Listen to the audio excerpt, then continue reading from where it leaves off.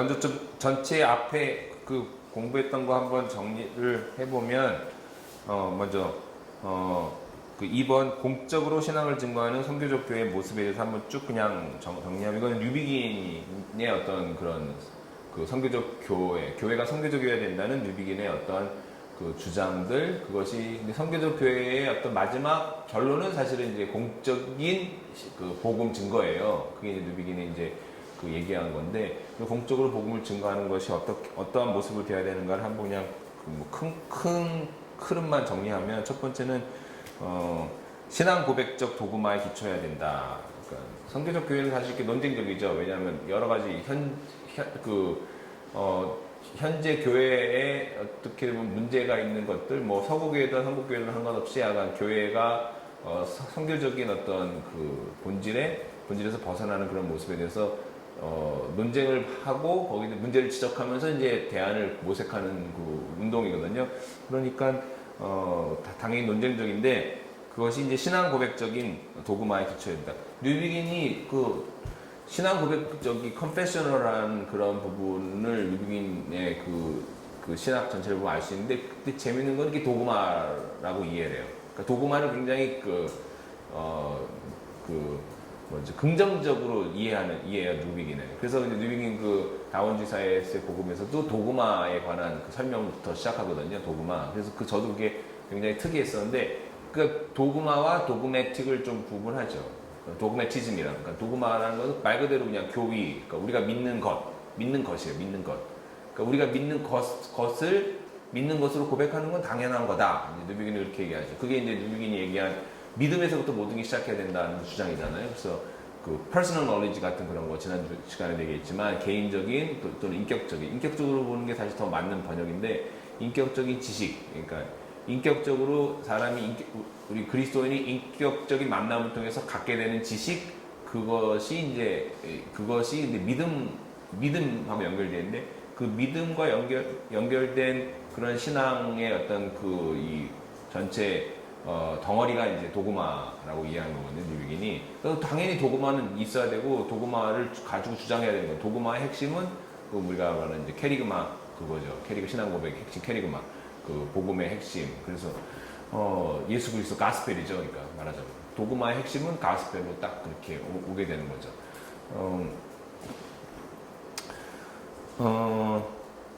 그러니까 복음을 공적으로 증거하기 위해서 선교적이어야 되고 연합해야 된다고 얘기하는데, 이것은 이제 하나님에 대한 신앙 고백적인 믿음의 표현으로 돼야 된다. 그것이 뉴비긴이 쭉 얘기하는 거죠. 두 번째는 이제 선교적 논쟁, 선교적 교회로 나가는 그런 것이 이제 교회 연합과 선교를 위한 것이다. 그 교회 성장과 이 교회 연합이나 선교를 연결시켰던 그 도널드 맥가우란의 교회 성장 이론에 대해서 반대하면서, 성장이 이제 본질이 아니고 이 성장은 이제 교회 본질을 회복하는 것에 대한 이제 결과로서 이제 성장을 있다는 얘기를 그렇게 하죠. 그러니까 교회 성장을 위해 다른 것들을 시도할 경우 교회가 도리어 분열되는 결과가 올 수 있다라고 경고를 하는, 사실 이건 예언자적인 경고고, 실제로 지금 그래서 교회 성장을 위해서 이렇게 막 맹목적으로 갔던 교회들은 다 이제 그 결과가 안 좋죠. 예수님 말씀하신 것처럼 그 열매로 그 나무를 알 수 있다 말씀하신 것처럼, 뭐 로버트 슐러 목사님 수정교회 대표적인 교회, 그 교회 말고도 예로 그런 예는 사실 한국에 있는 교회에 수도 없이 많죠. 충영교회 그죠? 역삼동에 있는 충영교회 지금까지도 계속 분교에 와 있고, 그다음에 많죠. 말하기가 참 부끄러울 정도로 많죠.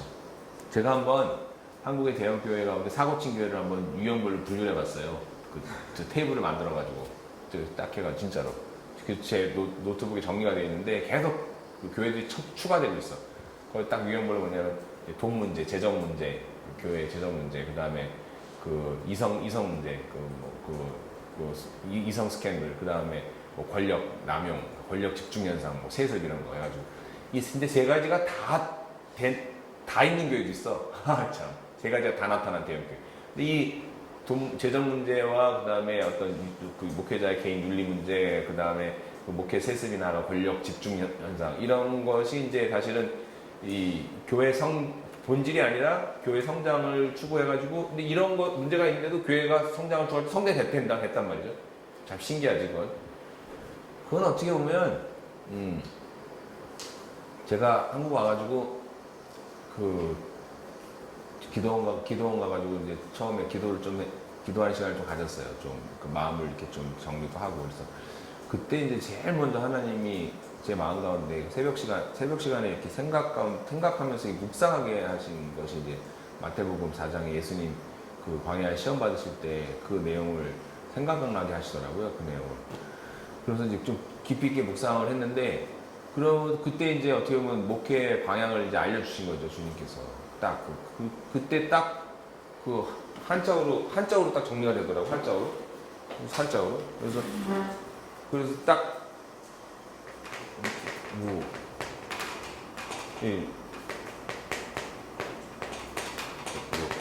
한자어 쓴 지 하도 오래돼가지고 잘 안 쓰네.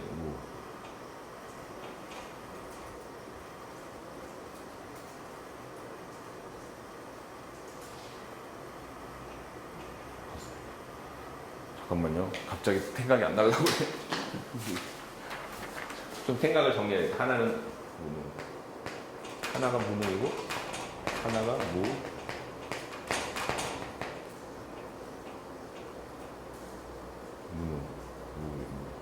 세 가지인데, 잠깐만요. 내용은 알아요. 하나는 목회자가 이 욕심을 부리면 안 된다.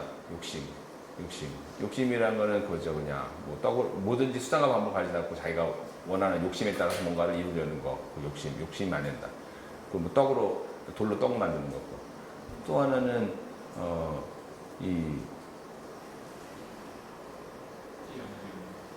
위에서 뛰어내리는 거잖아요. 기억났다. 갑자기 이 무능 뛰어내는 거. 세 번째가 제일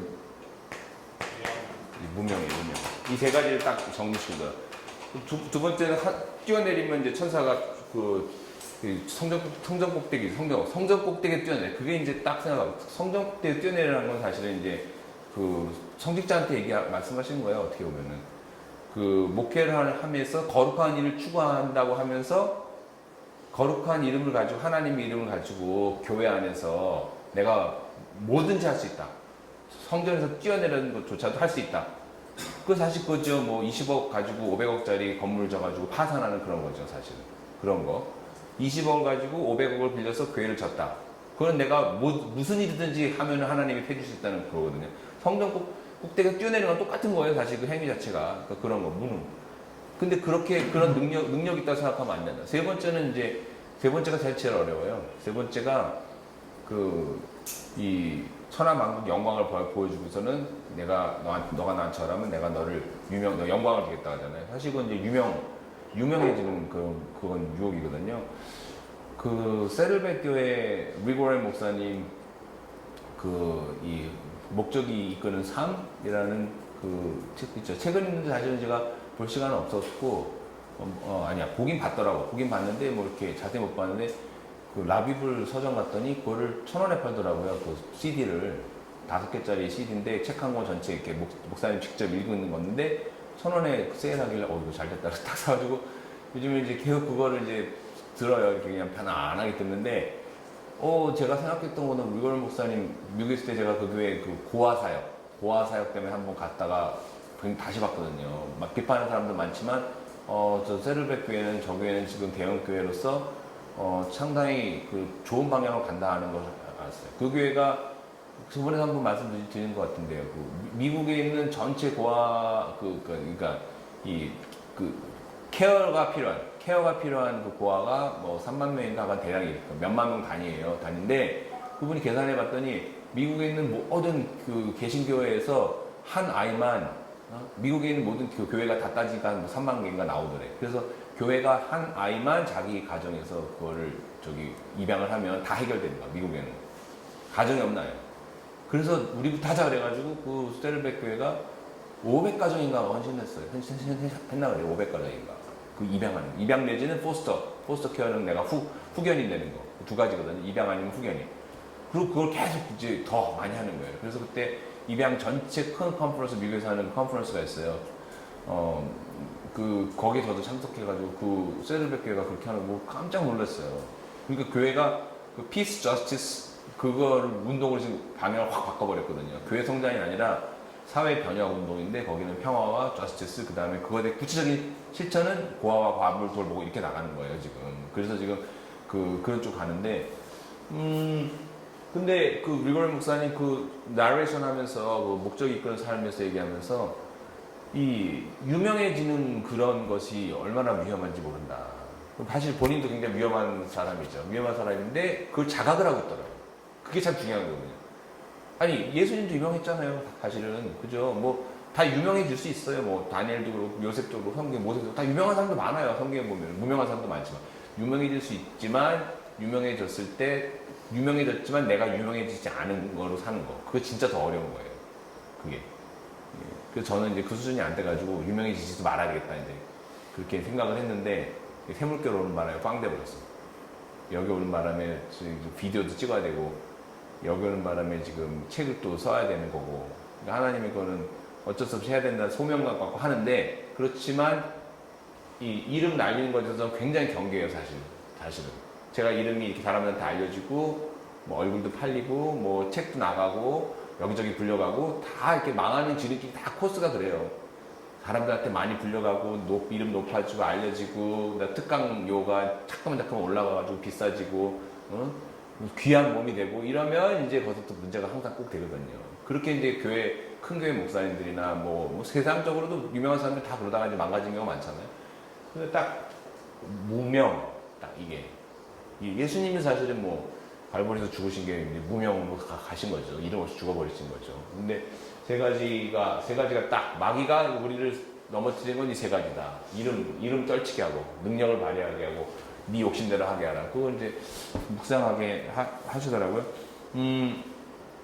그래서 사실은 이제 선교적 교회에 대해서 얘기할 때 이제 본질을 자꾸만 생각하게 하죠. 그래서 이 선교적 교회를 처음 이렇게 고민했던 그 GOCN 그룹, 그 가스펠 앤 컬처 네트워크에 있는 뭐 저희 지도 교수님인 부도 교수님부터 시작해서 뭐 조지 헌스버거 뭐 이런 분들이 이제 지금까지도 계속 고민하는 건 본질적인 거예요. 그래서 제가 사실은 뭐 이렇게 좀 이렇게 실제적으로 더 막 그냥 그런 책들도 많이 나오는데 뭐 엄청나게 저도 뭐 많이 있지만 아직은 거기에 이렇게 실용적인 책 뭐 이런 것에 대해서 제가 손을 아직은 안 대고 있어요. 왜냐면 한국적인 상황이 아니라 다 이제 뭐 호주, 영국, 뭐 미국 상황이니까 우리랑 좀 상황이 다르잖아요. 그거보다 지금 한국적인 상황을 제가 더 먼저 이해하고 그 다른 나라 상황은 그 다음에 해야 되겠다. 왜냐면 뭐 미국에 살다가 왔으니까 순서를 바꿔서 한국적인 교회 상황을 더 먼저 이제 좀 파악하려고 애쓰고 있거든요. 그런데 이제 그 GOCN 그룹에서 이제 많이 고민하는 것이 사실은 본질적인 거예요. 본질적인 거로. 그래서 사실 이런 것이 사실은 본질적인 거죠. 어떻게 보면 선교적 교회가 나가는 방향. 선교적 교회 논의하는 분들이 지금 계속 고민하는 게 이게 자꾸만 이게 이제 유행어가 되는 거예요, 지금. 선교적 교회라는 게. 책 나온 것 자체가 사실은 이게 조금 위험한 사인이기도 하거든요. 좋은 징조긴 하지만 조금 경계해야 되는. 그러니까 두 가지 양날의 검과 같은 그런 게 있어요. 그래서, 선교적 교회를 계속 얘기하고 해야 되지만, 왜냐하면 이제 선교적 교회를 막 얘기했던 그 GOCN 그룹에서 이제 그런 책이 뭐 제 서가에만 지금 100권도 넘어요. 선교적 교회 관계된 책만. 제가 미국에서 사가지고 온 것만 그렇게 많은데, 그 다음에 몇 년 동안 또 지났으니까 또 더 많이 나왔더라고요. 인터넷 보니까 더 많이 또 나왔어요. 다 나왔고, 한국에도 이제 번역한 책 뭐 굉장히 많이 번역도 돼 있고, 뭐 또 우리 한국 저자가 쓴 것도 있고 많이 그런데, 제가 이걸 전체적으로 봤을 때는 저도 제가 여기서 강의하는 이유가 본질적인 것에 좀 더 생각을 더 많이 해야 되는데, 본질적인 것보다도 자꾸만 이제 실제적으로 어떻게 해야 되는가 여기에만 자꾸만 생각하다 보니까 사실은 이게 하나의 뭐 프로그램인 것처럼 착각을 하는 거예요, 사람들이. 그 선교적 교회 하면 굉장히 쿨해 보인다고, 영어로 하면 쿨해 보이고, 내가 마치 뭐 그 주류에 낀 것처럼 새롭게 뭐 일어나는 어떤 뭐 이머징 처치 무브먼트, 그 다음 게 미셔널 처치 무브먼트 이렇게 생각한다고 사람들이. 근데 그거는 그건 아니에요. 그 처치 무브먼트는 이미 한물 갔었죠. 왜냐하면 그거는 어떻게 보면은 이제 세들백, 밀로크리 뭐 이런 교회들의 어떠한 그것을 그냥 설명해 주는 거지 그것이 하나의 커다란 무브먼트가 되기에는 본질적인 그런 것이 너무 약해요. 이머전 철치 무브먼트 자체가. 그래서 그거는 그냥 포스트 마른한 그런 한 현상으로서 그냥 교회가 이렇게 다양한 포스트 마른하고 약간 뭐 플루럴리스틱하게 이렇게 그 다원주의적으로 그러니까 다양한 모습을 띠는 거죠. 그런 뭐 교회 형태로는 이해할 수 있지 모르지만 이게 본질적인 그런 걸 터치하는 건 약하니까 이머전 철치에 대한 거는 이제 거의 별로 안 나와요.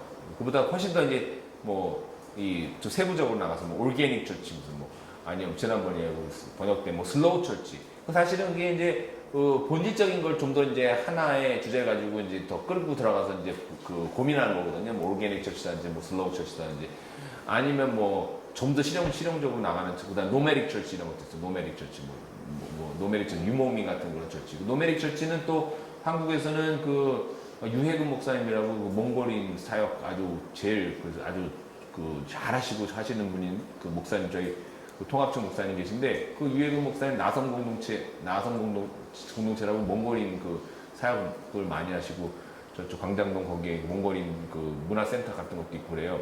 근데 그 목사님이 최근에 방향을 틀어가지고 노메릭 미션 해야 된다 지금 그런 거 딱 주장하시면서 페이북에 이제 말씀하시고 저는 뭐 그분 목사니까 무조건 막 공유하고 막 좋아요 누르고 막 그래요. 왜냐하면 제가 너무나 공감하는 그 나가야 될 방향 그 목사님 얘기가 노메릭 미션이다. 지금 뭐냐? 지금은 이 난민들이 워낙 대기적으로 많기 때문에 그 난민들을 대상으로 가서 그들을 위로하고 그들에게 필요한 걸 공급하고 또 복음도 필요하면 전하고 할 수 있는 움직이는 선교사.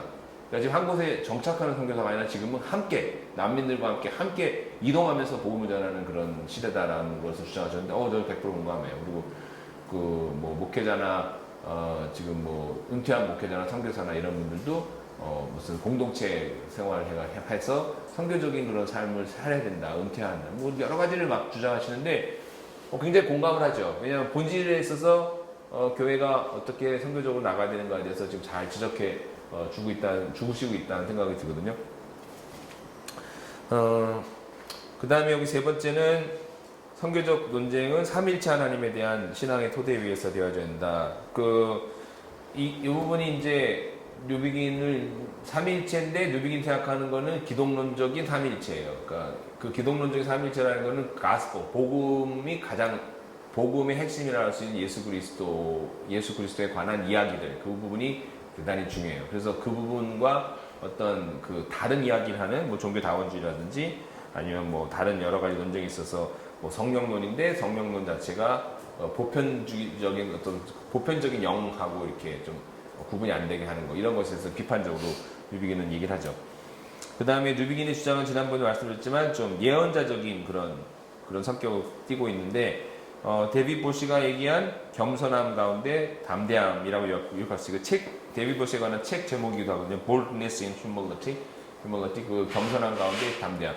그래서 우리말에도 우리도 번역이 돼 있죠. 그 이게 아마 SFC에서 벌었던 걸로 기억하는데 Proper Confidence라는 뉴비긴 책이 있어요. 이게 타당성 있는 확신인가 뭐 이렇게 해가지고 아마 SFC에서 번역된 걸로 제가 기억해요. Proper Confidence라고 이 Proper Confidence 말 자체가 이 Proper이라는 게 이제 Humility 태도에 대한 거거든요. 태도. 이게 그러니까 겸손하게 해야 된다. 이 겸손한 것이 적당한 거다. 그다음에 Confidence는 아까 말한 것처럼 Boldness. 기본적인 태도는 겸손하게 해야 되지만 그러나 복음을 전할 때는 담대하게 해야 된다. 이런 얘기를 하고 있죠. 그 다음에 이제 오늘 좀 중심 주제라고 할 수 있는 그 4가지 교회 표지에 관한 이야기인데 먼저 요 이야기는 뭐 제 설명도 있지만 기본적으로 이 샘물길에서 지금 아마 한 2달 정도 있다 여름에 저 지도 교수님이 구도 교수님 그 책이 나와야 출판돼요. 번역 다 끝나고 지금 뭐 편집하고 계신데 이게 이제 증인으로 부르심 받았다. 원래 원제목은 Call to Witness 그런 뜻인데 거기 4가지 표지에 관한 그 교수님의 이야기, 그 다음에 GOCN 학자들이 어떻게 그걸 이야기했는가가 좀 설명이 있어요. 거기에다가 제가 또 이해한 것들을 좀 첨가해가지고 말씀을 드리고 또 우리 한국교회 현실에서 또 그것이 어떻게 적용해야 되는지 좀 함께 고민하는 시간을 좀 가지려고 해요. 먼저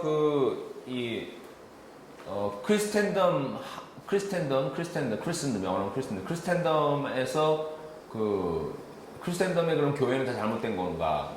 뭐 그거에 대해서는 이제 그 부도 교수님은 중간적인 입장을 취한다고 말씀하셨어요. 원래 좌적인 입장을 취한 거는 지난주에 말씀드렸죠. 그 메노나이트 계통의 그 알란 크레러가 이제 이 크리스텐덤의 그에 관한 Decline of the Christendom, 크리스텐덤의 그 쇠락에 관한 그런 책, 그 다음에 크리스텐덤의 오리진에 관한 그런 책을 편집하면서 그러니까 이 메노나이트 계통, 아나베프트 전통에서는 이 크리스텐덤에 대해서 완전 반대죠. 반대하는 쪽이죠. 왜냐면 그건 아나베프트 형제자매들이 그 역사적으로 그거는 경험한 그 체제니까 그 체제 자체가 이제 어떻게 보면 powers and principalities, 권세와 정사고 하나님 나라와는 다른 그 성격이니까 그래서 그렇게 보고 우측에는 이제 이 크리스텐덤 체제를 그대로 가지고 있고 그것에 대해서 그것 자체에 대해서 긍정적으로 이제 수용하고 평가하려는 그런 게 있어요.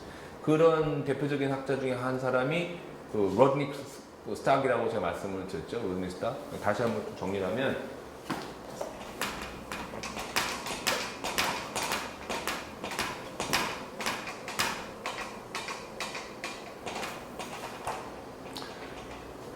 이 좌쪽에 이제 알렌 크레러 같은 이제 메노나이트 그런 계통이 있고 그 다음에 우측에 이제 로드니 스탁 같은 그 크리스텐덤에 대해서 그 굉장히 긍정적으로 평가하고 그 부분 이 서구 기독교의 형성과 또 발전 또 현재까지도 어떠한 영향을 미쳤는가 긍정적으로 평가하려는 로드니 스탁이 있고 요 중간에서 약간 이쪽에 가깝긴 하지만 이 중간에 있는 것이 이제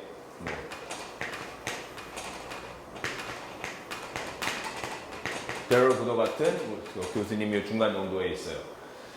중간 정도에 있는데 그거 무슨 얘기냐면 그 서구 기독교 세계가 형성돼 가지고 그 안에서 그 교회로서 역할을 함에 있어서 어느 정도 긍정적인 그런 것이 있다라고 주장을 해요. 이분도 그러나 로드니 스탁과 같이 이제 그 긍정적인 쪽을 이제 집중적으로 그 연구하는 그런 건 아니고 선교적 교회를 중심으로 연구를 하다 보니까 이 선교적 교회를 연구하는 학자들은 크리스텐덤을 기본적으로는 비판적으로 볼 수밖에 없어요. 왜냐하면 교회를 중심으로 봐야 되기 때문에. 그 크리스텐덤을 비판하는 거는 그러면 당연히 로마 카톨릭 교회만 비판하는 게 아니죠, 당연히. 왜냐하면 서구 교회를 형성하는 거는 로마 카톨릭 교회와 그 다음에 종교개혁 이후에 개혁교회가 이제 크게 양분하고 있고, 최근에는 이제 오순절 운동까지 있고, 그 다음에 그 안에는 이제 그 로마 카톨릭 교회랑 같이 있지만 우리가 상당히 오랫동안 이렇게 주변시했던 동방교회가 있단 말이에요.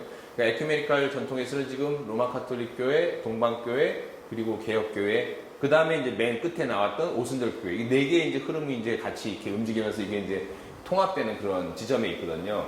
그래서 이제 하나님에 대한 그 삼일체 하나님에 대한 이해도 동방교회의 이해, 그 다음에 그 오순절 계통의 교회가 이해가 같이 이제 기여하면서 굉장히 이제 더 광범위한 어떤 그 하나님에 대한 이해, 또 교회에 대한 이해가 있는데, 근데 교회에 관한 이해에 있어서는 사실 로마 카톨릭 교회나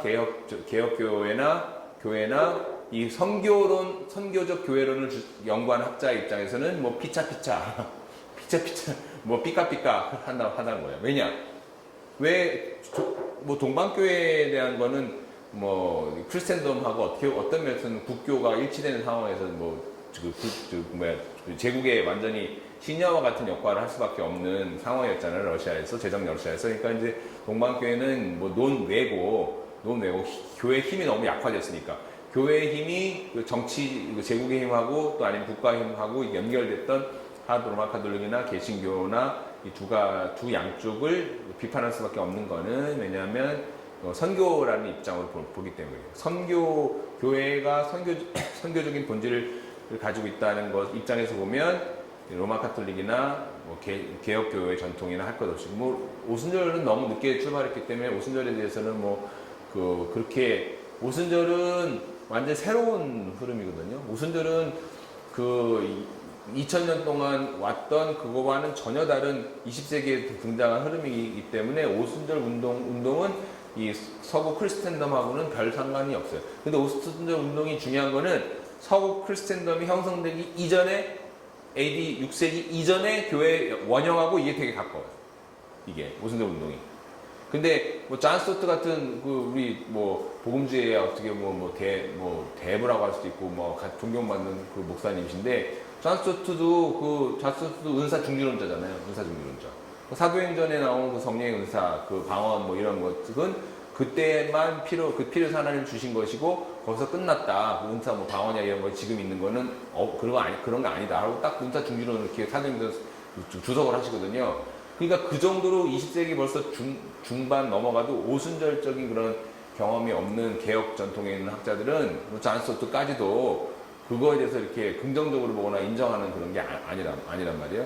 그래서 이제 그런 그 흐름에 있는 분들이 뭐 방언에 대해서 하는 걸 신사도 운동이라고 하고 우리 옥성호 집사님이 뭐 방언 그 전부 다 뭐 귀신 장난하는 것이다 하고 막 이렇게 비판하잖아요. 근데 그 김우현 PD 같은 분은 그 천국의 언어 해가지고 뭐 방언에 대해서 막 집중적으로 본인의 경험 또 규장 출판사 그 전 직원이 막 방언 받잖아요. 그 책 보면은 규장 출판사 사장님부터 전 직원이 막 함께 기도하는데 막 방언 은사 받아가지고 막 방언으로 기도하고 막 그런 나오거든요.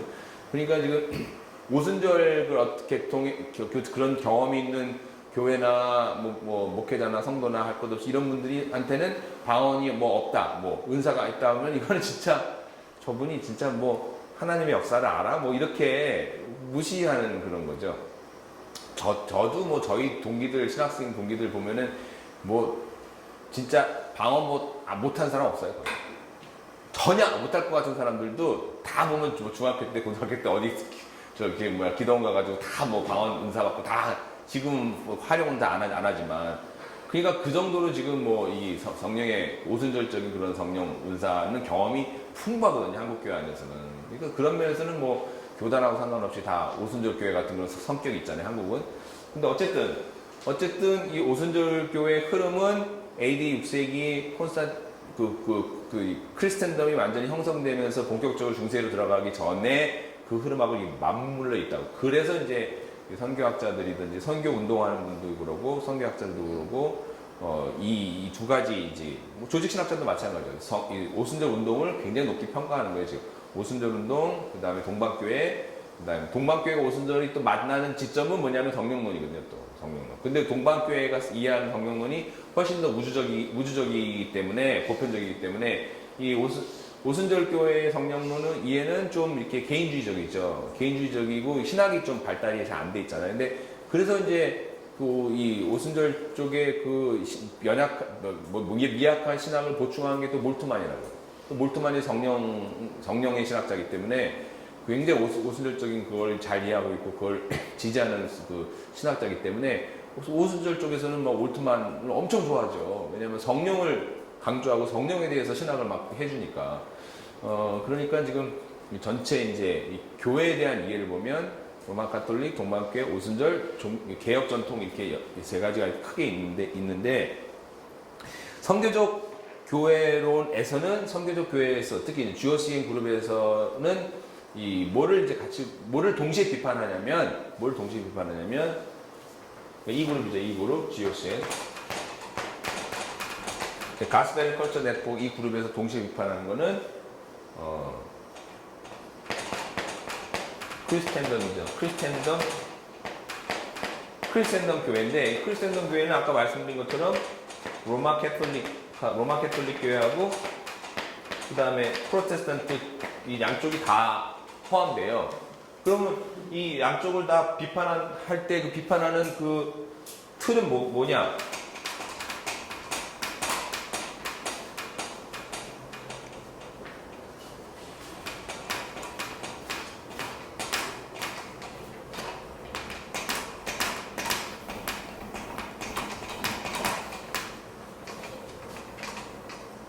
틀은 뭐냐면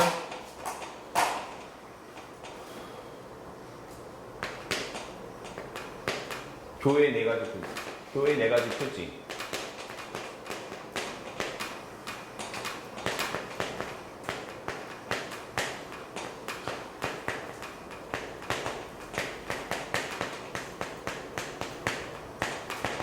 이거랑 그 다음에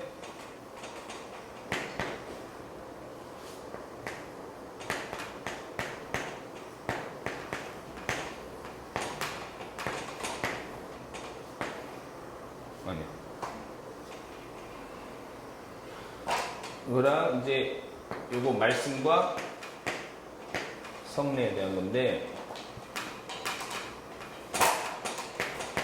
말씀하는데 이건 이제 요거 뭐냐면 이거 로마 카톨릭 요게 이제 개신교인데 로마 카톨릭은 하나의 거룩하고 보편적인 교회 이걸 중심으로 교회론이 딱 이렇게 잡혀 있어요. 근데 이 개신교는 루터가 벌써 이 하나의 거룩하고 보편적인 교회, 사도적인 교회 이 로마 카톨릭의 이 교회론을 신랄하게 막 다 비판하는 거거든요. 하나하나 다. 하나하나. 이거를 다 비판해요. 왜냐면 이 로마 카톨릭 교회의 이 이해 자체가 지금 잘못되게 돼가지고 교회를 잘못 이해시킨 거라고 판단했기 때문에 교회론을 비판해야 되기 때문에 이걸 다 비판한다. 그리고 강조하는 것이 말씀이죠. 말씀. 그렇죠. 솔라 스크립투라. 말씀이고 그 다음에 이제 성찬을 이제 회복하는 이제 성례에 관한 회복인데 지금 성교적 교회론을 내서 주장하는 비판하는 거는 이 말씀으로만 이렇게 주장을 하다 보니까 실제로 말씀만 가지고 주장하다 보니까 이 개혁교회 전통 자체가 선교에 대한 건 사실은 또 본질 자체를 하나님이 우리에게 주시는 그 말씀만 생각하지 선교라는 것을 중심으로 말씀을 이해해야 되는데 선교는 빠지고 우리가 왜 보냄을 받아야 되는가 소명에 대한 건 빠지고 이 말씀만 붙잡았다는 것으로 비판해요. 왜냐하면 이거를 비판해야 되니까 이걸 들어왔는데 사실은 이것도 문제가 있다. 완벽하지 않다. 그럼 이 양쪽을 다 비판하는 거는 이제 선교가 사라진 거. 이게 이제 미싱된 거예요. 그렇게 봐요. 미싱된 거. 선교가 사라질 수밖에 없는 거는 그 개신교회는 로마 카톨릭 교회 이 교회론을 비판하면서 생존을 해야 됐기 때문에 뭐 선교적인 본질을 가지고 교회를 다시 이해하는 것 자체가 한계가 있었어요. 선교 자체. 그 선교에 대한 그 이해 자체가 이 정복의 개념이었잖아요. 정복. 로마 카톨릭 교회가 그 선교하는 것 자체는 정복지에 가서 그 복음을 전할 때 그 폭력적으로 이렇게 전하는 그런 거였기 때문에 그런 것에 대한 어떻게 보면은 같은 피해자죠. 이제 그 개혁교회의 사람들도 로마 카톨릭한테 지금 핍박을 당하면서 지금 본인들이 지금 이 생존 자체가 위협받는 상황이었기 때문에 이 로마 카톨릭 교회의 모든 이런 교회론과 선교 방법론 이런 것에 대해서 본인들이 사실은 다른 어떤 얘기를 할 수 있는 그런 상황이 아니었죠. 그러면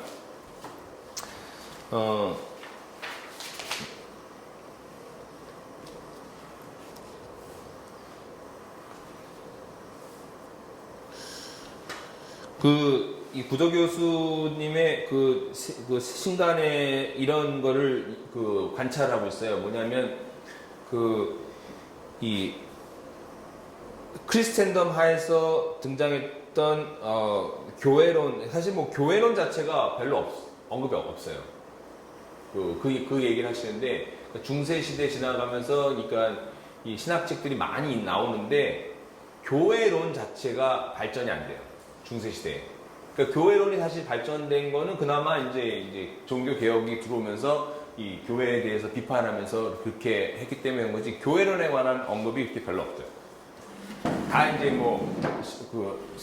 삼일체 하나님에 대한 그런 거, 이단 논쟁할 때도 다 이제 기독론이 발전하고 그렇죠. 그 다음에 삼일체론이 발전하고 다 그러지 교회론에 대한 것은 이제 되려 발전 안 해요. 그 이유는 간단하겠죠. 왜냐? 교회가 이미 제국의 그 제도 아래 들어가 버렸기 때문에 크리스천덤이 돼버렸기 때문에 교회론에 대한 얘기를 할 이유가 전혀 없어요. 왜냐하면 교회 이퀄 국가잖아요. 그리고 교인 이퀄 시민이고 로마 시민이고. 그러니까 목사님, 신부님 저 이것 좀 꺼주실래요? 지금 너무 목이 막 계속 목이 갈라져서 지금 강의를 못해요. 그러면서 감사합니다. 시원한 건 좋은데 지금 목이 막 계속 갈라져.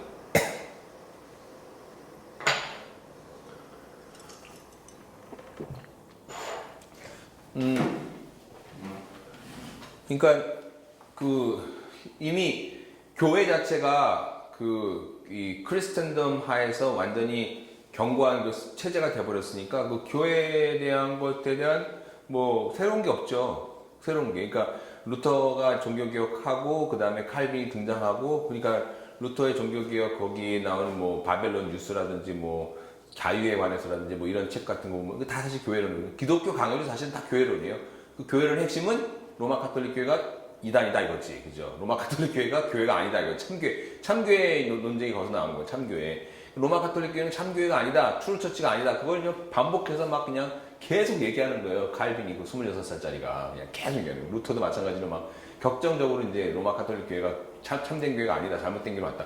참된 교회 표지는 그러니까 참된 교회 표지를 원 홀리 캐톨릭 처치 이거로 얘기할 수가 없는 거예요. 왜냐면 이거가 잘못됐으니까 지금 이거가 이 원 홀리 캐톨릭 아포스톨 처치가 잘못 이해가 됐다는 걸 비판해야 되니까 비판의 도구로 성경을 든 거거든요. 성경적이지 않다는 거예요. 성경적이지 않고 대표적인 거는 이제 뭐 이신칭의 교리죠. 우리가 믿음으로 말미암아 의롭게 된다. 성경을 믿음으로 말미암아 그 다음에 예수 그리스도로 말미암아 의롭게 되는 거죠. 예수 그리스도의 공로로 의롭게 된다. 그거죠. 교회가 아니라.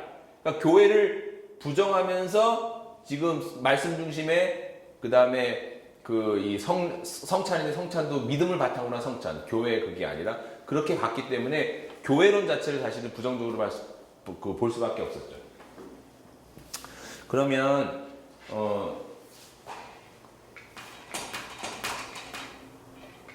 그럼 여기서 이제 하나하나 한번 살펴보면 이거 제가 곰곰이 이렇게 생각을 해봤는데 뭐 구독에서도 얘기하시지만 이 순서도 좀 재밌잖아요. 이게 지금 교회 4가지 표지가 니케아 이 공유에서 이렇게 얘기한 건데 One Holy Catholic Apostolic Church 하나의 거룩하고 보편적인 사도적인 교회. 이거 순서를 한번 보세요. 제가 이거 순서를 가지고 묵상을 좀 해봤는데 생각을 해봤는데 왜 원이 제일 먼저 나왔을까? 딱 나오죠. 이거 엠파이어 아니야? 엠파이어 로만 엠파이어 그죠? 제국은 뭐예요? 하나의 제국. 로마가 전부 하나의 제국을 만들기 위해서 화폐도 통일하고 도로도 하나로 뚫고 종교도 하나로 만들고 아니 기독교가 공인되는 것도 왜예요? 하나. 황제가 니케아 공유회를 주장한 게 황제예요. 그리고 신약 성경 정경화한 거 황제예요. 그 황제가 종교회를 소집하고 그 성경도 정경화 작업도 하고 그 다음에 이 교회 문제, 이단 나왔을 때 이단도 다 척결하는 거 누가 도와줘? 황제가 다 도와주는 거죠. 어거스틴이 뭐 하는 것도 다.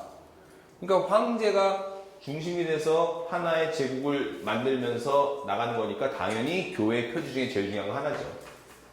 그러니까 이거는 이 순서 자체가 벌써 펄리티컬한 거죠. 펄리티컬.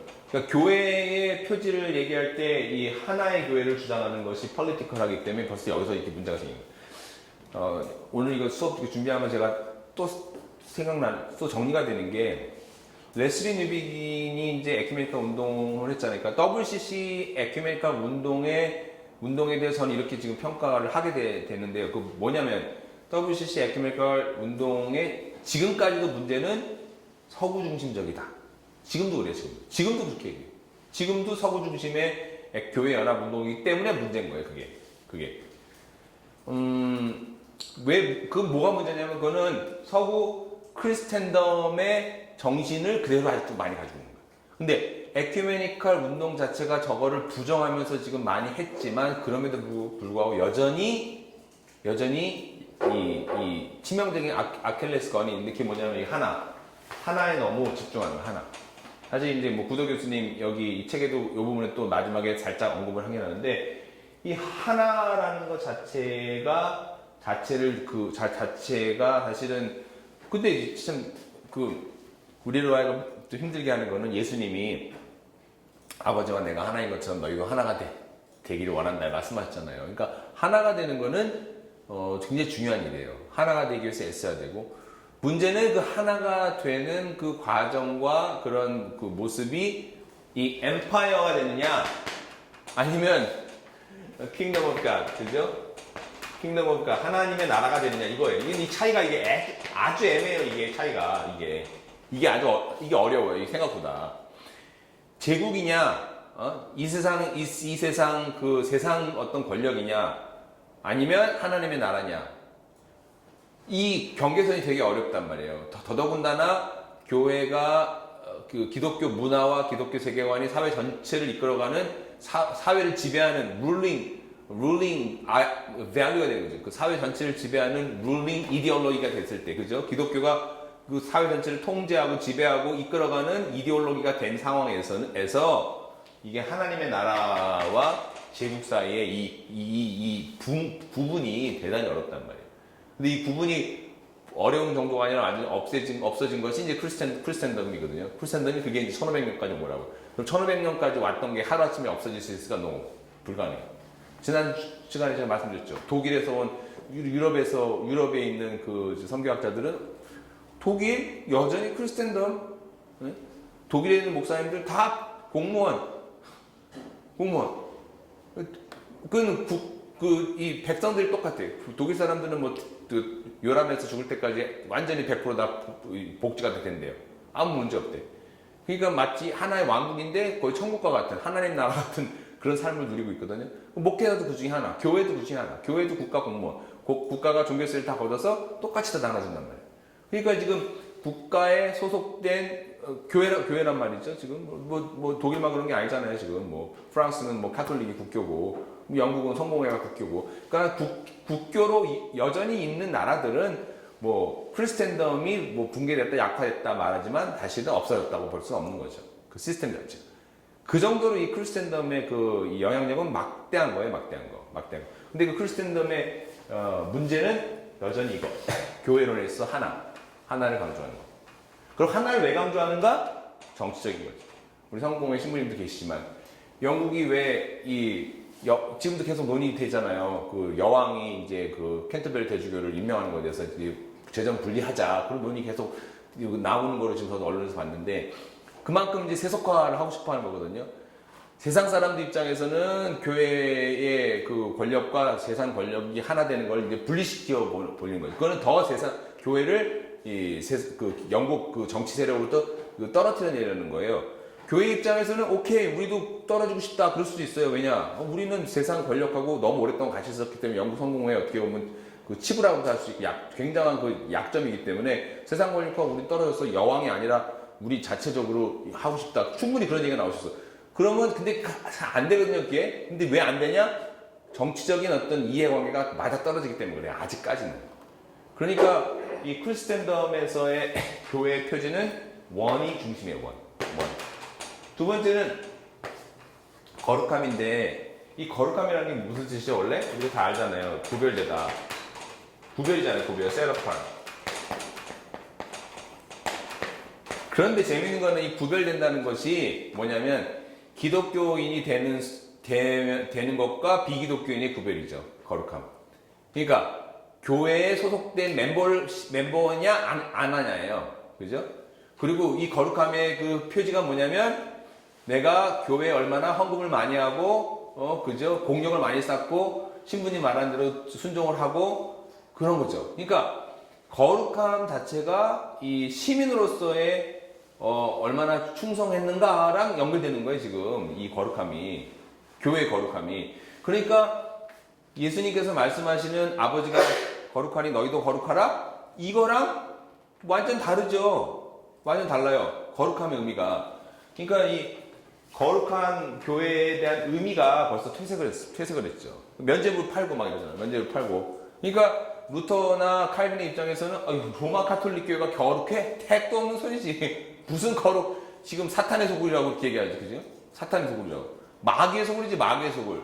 예? 루터의 눈에는 마귀의 소굴이에요. 칼빈의 소리도 마찬가지. 자기한테 지금 복음을 위해서 목숨을 건 자기한테 칼 들고 와서 좀 죽이려고 하는데 제네바에서 지금 딱 성 만들어가지고 지금 목숨 걸고 지금 전쟁하면서 지금 신앙을 사수하고 있잖아요.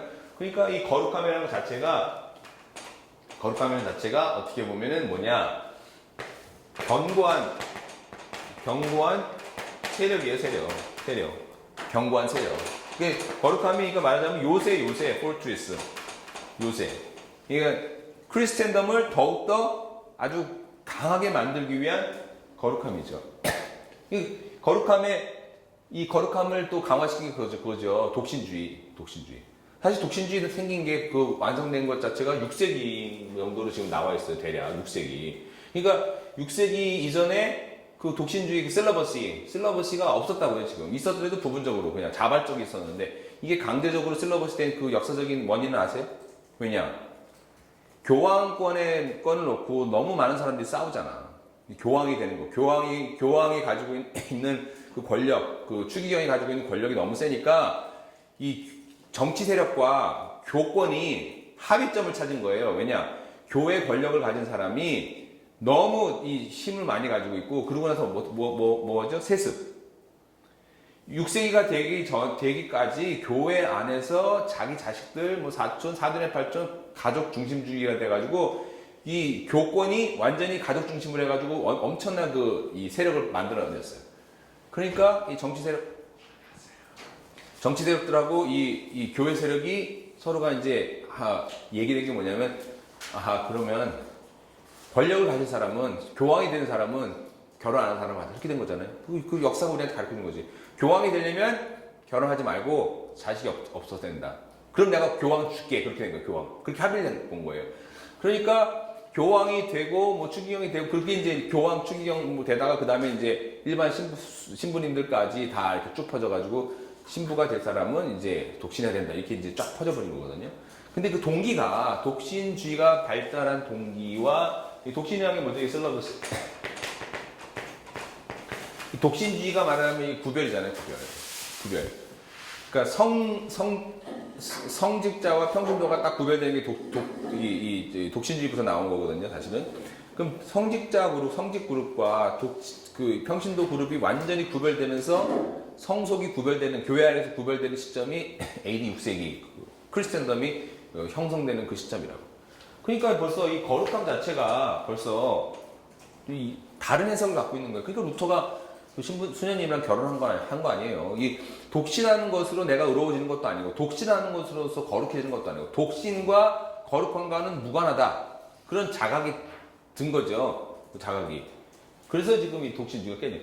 그러니까 이 거룩함에 대해서 뭐 얼마나 많이 비판해요. 그 참된 교회가 아니니까 거룩하지 않다는 거는 그 가톨릭 교회. 그 다음에 보편, 근데 여기서부터는 이게 교회를 나온 거야. 보편 교회라는 거는 마치 팍스 로마나랑 똑같은 거예요. 팍스 로마나. 그죠? 정치적으로 팍스 로마나. 그죠? 팍스 로마나.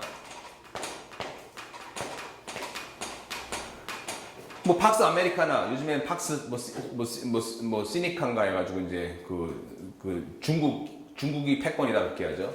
중국. 사이나하가 이제 중국에 관한 영어 단어잖아요. 그러니까 이 미국이 패권한 것처럼 팍스 로마가 패권을 잡고 있다. 그리고 로마의 패권이라는 건 뭐죠? 전 세계를 다스리는 제국인 거예요. 그 전 세계를 다스리는 제국 그 밑에 바로 이 종교적으로 뭐가 있어요? 기독교가 전 세계를 다스리는 종교로 딱 자리 잡고 있는 거예요. 그게 보편교회인 거예요. 로마 교회는 보편교회. 그 교회 안에 안 들어오면 그거는 이단이 되는 거예요. 그리고 그 보편교회를 지키기 위해서 이단들 다 처리하는 거 아니에요, 이단을. 사실 그래서 이단을 그 처리하는 그 과정에서 뭐 왈도파 형제들이 또 엄청 많이 죽고 지금까지도 막 전 세계에 흩어져 있잖아요. 지금 막 1500년 이상, 2000년 가까이. 그래서 지난번에 프란시스코 교황이 정식으로 이 교회 역사상 처음으로 왈도파 그 형제들 자매들한테 사과를 했잖아요. 그 죄악에 대해서. 근데 그런 이 보편 교회를 하는 것에 대해서 반대로 나오는 것이 사실 이제 교회에 대해서 불완전한 교회론이 나오는 거예요. 개혁 전통에서. 그 뉴비긴이 비판하고 있고, 보니까 그 신광훈 목사님 그 메가처치 넘어서 그 책에도 그 불가지론, 이 불가시적인 교회와 가시적인 교회 분리해서 하는 것에서 그분도 되게 비판하더라고요. 아마 침례교 계통이나 메노나이트 계통은 가시적인 교회와 불가시적인 교회를 분리하는 이 개혁주의 교회론을 엄청 비판해요. 그것도 왜 그러냐면 아나베프스 전통에서는 보이는 교회가 교회인 거예요. 진짜 교회인 거예요. 보이는 교회가 잘못된 교회면 그건 교회가 아닌 거예요. 근데 왜 그러냐면 메노나이트는 함께 보이는 멤버십이 실제로 살아있는 멤버십이거든요. 신앙 고백을 확실히 하고 신앙 고백이 증명이 된 사람들이 모인 그 공동체가 진짜 공동체야. 눈에 보이는 공동체가. 눈에 보이지 않는 공동체도 아니야. 그러니까 사실은 이제 그런 주장을 하는데 근데 루터나 칼빈이 얘기한 가시적인 교회, 불가시적인 교회 제가 지난번 이제 처음 강의할 때 말씀드렸지만 그 동기는 우리가 충분히 이해할 수 있어요. 왜냐? 가톨릭 교회가 자기네들만 가시적인 교회이고 자기네들만 진짜 교회라고 하니까 그런 교회는 진짜가 아니다 얘기하면서 하나님이 보시는 하나님이 만들어가는 보이지 않는 교회가 있다. 그거를 얘기하려고 한 거거든요. 그럼 제가 지난번에 말씀드렸지만 보이지 않는 그래서 에큐메니컬 논쟁해서 그 총신대 문석호 교수님이 그걸 막 가시적인 교회, 불가시적인 교회를 가지고 꽉 그걸 갖다가 그냥 도구마로 붙잡고는 그 도구마로 붙잡으면 안 된다는 거예요. 도구마로 붙잡고 가시적인 교회, 불가시적인 교회 그거를 갖다 포기하는 것이 마치 교회론을 잘못 이해하는 것처럼 그렇게 얘기했어요. 거기서 제가 깜짝 놀랐는데 그거는 아니죠. 제가 말씀드렸잖아요. 가시적인 교회, 불가시적인 교회를 비판한 교회도 어느 정도 있으면 그냥 가시적인 교회가 되는 거예요. 시간이 흐르면 다. 루터교회도 그랬고 개혁교회도 그랬고 장로교회 다. 그러니까 사실 가시적, 불가시적 그거 구분하는 거는 그 교회가 개혁하는 와중에서 나의 정체성을 설명하기 위한 어떤 도구, 신학적인 그런 도구예요, 도구. 그걸 갖다가 도구마적으로 해가지고 그 교회 신앙 고백처럼 그렇게 얘기하는 거는 그건 저는 굉장히 그건 문제가 무리하다고 생각을 해요. 어쨌든. 그래서 이 보편 교회에 대한 그것도 사실은 그래서 문제가 있죠. 이거 제국주의적인 거죠. 딱 보면. 근데 아파스톨릭은 또 뭐냐? 이건 더 문제 있어. 이 아파스톨릭을 로마 카톨릭 교회는 지금까지도 이걸 어떻게 해석해요? 이 아파스톨릭 사도적인 교회. 이 사도적인 교회에 관한 이해의 정점은 베드로의 그 수위권이에요. 그 supremacy of Peter. 사도 베드로에게 supremacy, 그 우선권이 있다, 수위권이 있다. 그거를 이제 주장을 하거든요. 그거를 이거 갖고 얘기한다고. 근데 니케아 회의에서 얘기한 거는 그런 의미는 아니었죠. 사실은 본래 그런 의미는 아니었죠. 신앙 고백적으로 이건 신앙 고백적인 거였거든요. 원래 니케아 회의에서 신앙 고백적으로 사도신경 고백하는 거랑 같은 맥락의 신앙 고백이었는데 그걸 왜곡이 된 거거든요. 이게 지금 크리스텐덤 하면서 그래서 지금도 사실은 이 사도 베드로의 그 수익권 가지고 계속 그 논쟁이 벌어지고 있는 거예요. 5분만 쉬었다가 다시 하겠습니다. 바쁜데 와주셔서 고맙습니다. 우리 전도사님이 뭐라는데.